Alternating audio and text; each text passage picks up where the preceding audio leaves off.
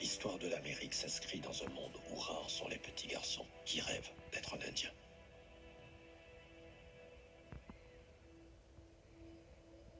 En 1492, l'Europe telle que nous la connaissons n'existait pas, ni le concept de prédominance blanche dans le sens où nous l'entendons aujourd'hui. Voici le récit tel qu'on le raconte. Christophe Colomb est né dans une famille de marchands génois et en tant que navigateur commerçant, il rejoint d'autres navigateurs européens dans une course pour l'or et autres marchandises lucratives, dominées depuis longtemps par les négociants musulmans.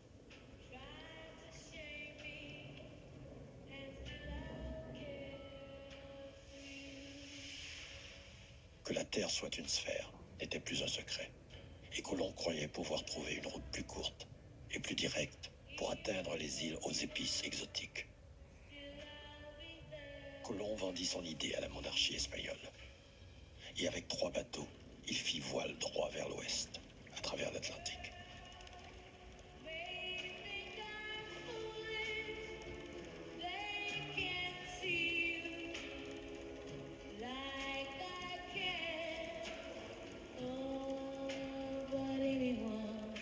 Au lieu des ponts affairés des Indes orientales, Colomb arrive dans un paradis tropical habité par le peuple taïno, aujourd'hui Haïti.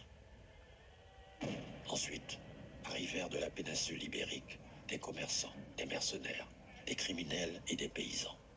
Ils s'emparèrent des terres et des propriétés des peuples indigènes et déclarèrent que ces territoires étaient désormais des extensions de l'Espagne et du Portugal. Leurs actes furent validés par les autres monarchies et soutenus par l'autorité papale de l'Église catholique romaine.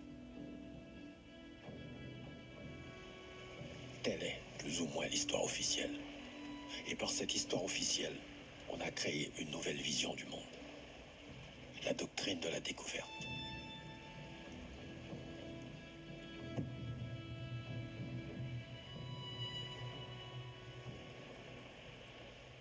L'étendue de la catastrophe démographique qui s'en est suivie n'a aucun équivalent dans l'histoire mondiale. Plus de 90% de la population originelle du continent américain allait être anéantie en moins de 100 ans.